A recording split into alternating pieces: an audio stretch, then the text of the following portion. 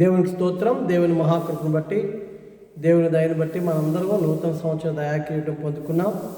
2026లో మనం క్షేమంగా ప్రవేశించే భాగ్యం దేవుడిచ్చాడు. దేవునికి వందనాలు. మీ అందరికి కూడా నూతన సంవత్సర శుభాకాంక్షలు. ప్రియులారా, నూతన సంవత్సరంలో అడిగిన మనందరం నూతన ఆశలతో, నూతన కోరికలతో, నూతన నిర్ణయాలతో మనం నూతన సంవత్సరం అడుగు పెడతాం.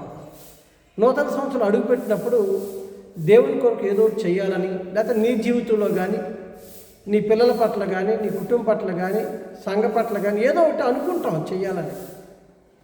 నూతన సంవత్సరం గుర్తునే అలా లోపలికి వెళ్ళాం. నూతన సంవత్సరంలోకి రాము, ఏదో అనుకుంటాం. అవును, సామెతల గ్రంథం 16:1 ఏముందంటే, హృదయాలోచన మనుషుల వశం, చక్కటి ప్రత్యుత్తరం ఏమిటో యెహోవా వలన కలుగునని. అంటే మనం చాలా అనుకోవచ్చు. ఈ నూతన సంవత్సరంలోకి అడిగిన మనం ఇలా చేద్దాం ఈ సంవత్సరంలో, అలా చేద్దాం ఈ సంవత్సరంలో అని అనుకుంటాం. కానీ మనం అనుకుంటాం, కానీ అన్నీ మన వల్ల అవ్వవు. అనుకోవడం నీ వంతు, సఫలం చేయడం ఆయన వంతు. కాబట్టి నువ్వేదో అనుకుంటున్నావు కదా, ఆ అనుకున్న దానికి దేవుడు సఫలం చేయాలని ప్రార్థనాపూర్వకంగా సిద్ధపడదాం.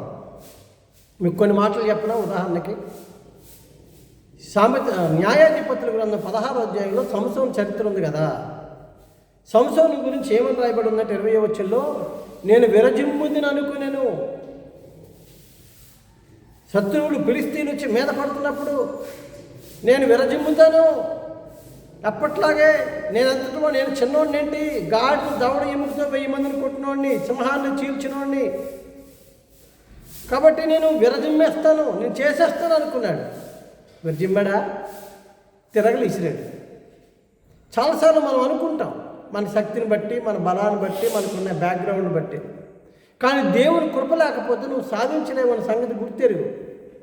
సంసోను విరజిమ్ముదని అనుకున్నాడు, విరజిమ్మలేకపోయాడు. అంతేకాదు, అప్పటి ప్రజలు ఆదికాండం 11వ అధ్యాయంలో బాబేలు గోపురం కడతాం అనుకున్నారు. కట్టేస్తాం, దేవుడు అన్నాడు మీరు ప్రపంచం అంతా చెదిరిపోండి అంటే, మేము చెదిరిపోకుండా రాళ్ళకు బదులు ఇటుకలు తయారు చేసాం, కొన్ని అంతస్తుల బిల్డింగ్లు కడతాం, ప్రపంచం అంతా చెదిరిపోకుండా మేము ఒక్కచోటే ఉంటాం అనుకొని బాబేలు గోపురం కడదాం అనుకున్నారు. కట్టగలిగారా? కట్టలేకపోయారు.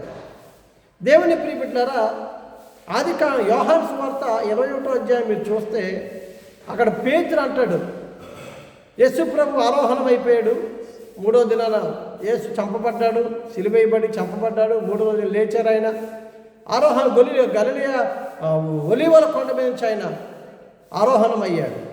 ఆరోహణ అయిన తర్వాత అప్పటిదాకా ఆయన వెనక ఉన్న శిష్యుడికి ఆందోళన కలిగింది.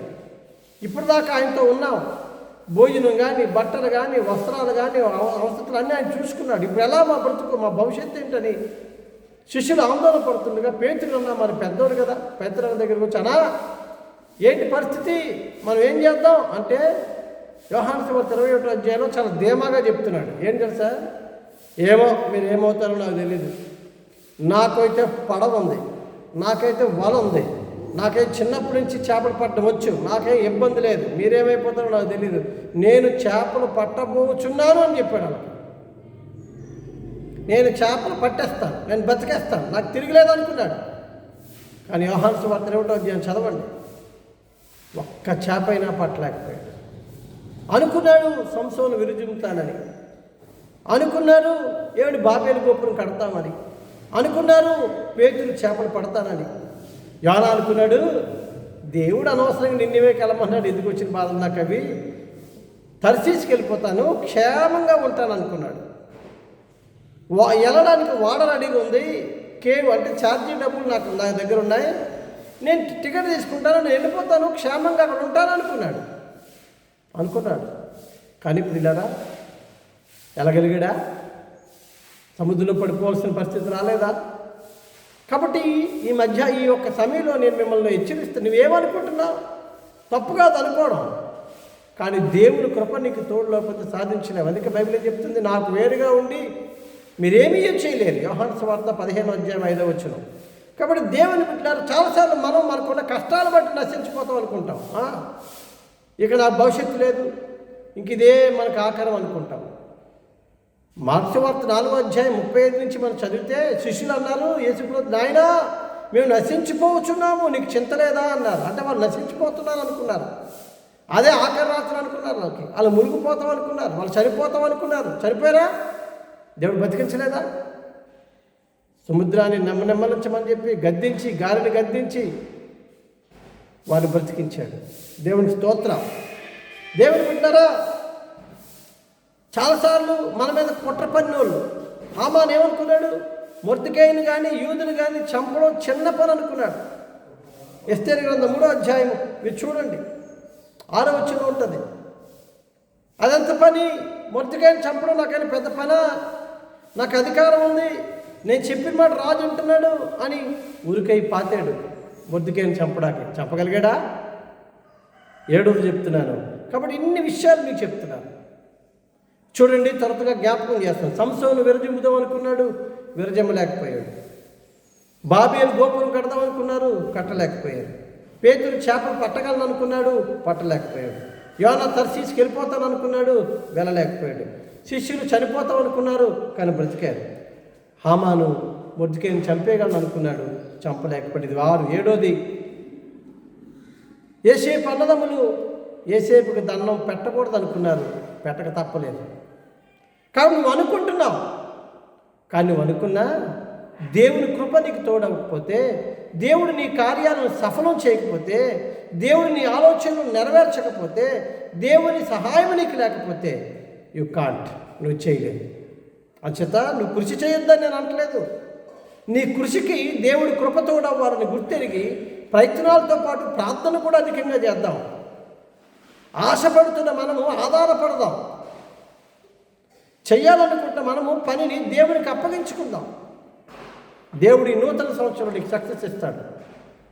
ఆయన ఎంత గొప్ప దేవుడు తెలుసా? నువ్వు నమ్మిన దేవుడు ఆయన సర్వశక్తిమంతుడు. ఆదికాండం 17:1 అబ్రహాంతో దేవుడు చెప్పాడు, నేను సర్వశక్తి కలిగిన దేవుడిని, ఆయన నడిచాడాయ్. ఆయన ఏమైనా చేయగలిగిన వాడు, కథ మొత్తం మార్చగలిగిన వాడు, నీ స్థితిని, నీ పరిస్థితిని మార్చగలిగిన వాడు, నీ ఓటమిని విజయముగా, నీ విజయాన్ని ఓటముగా కూడా మార్చగలరు. మొదటి సమూయేలు గ్రంథంలో హన్నా చెప్పిన సాక్ష్యం మీరు చదివారు. 2వ అధ్యాయంలో మృతులను సజీవులుగా చేయగలవు, సజీవులను మృతులుగా కూడా చేయగలవు అంటారు ఆవిడ. కృంగజేయవాడు నీవే, లేవనెత్తువాడు నీవే అన్న సాక్ష్యం చెప్తుంది. దేవుని బిడ్డ, ఈ నూతన సంవత్సరంలో దేవుని మీద ఆశ పెట్టుకొని, దేవుని మీద ఆధారపడి నువ్వు అనుకున్న వాటిని సాధించడానికి ప్రయత్నం చేయి. You are going to get success. నువ్వు సఫలీకృతులు కాబోతున్నావు. దేవుడు ఎంత గొప్ప దేవుడు, ఎలాంటి కార్యాలు చేస్తాడు తెలుసా?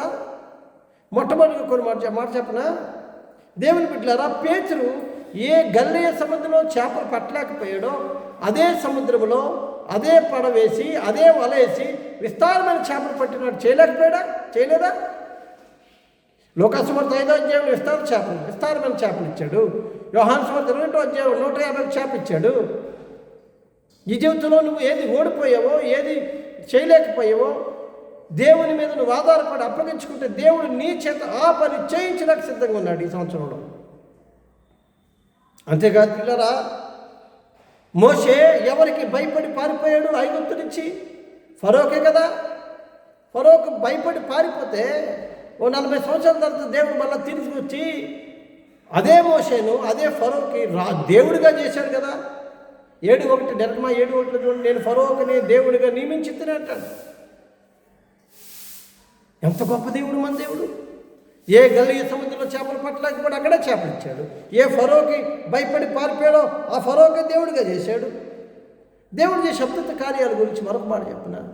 రూతు ఏ పొలంలో పరిగెరుకుందో ఆ పొలానికి అధిపతిగా చేశాడు.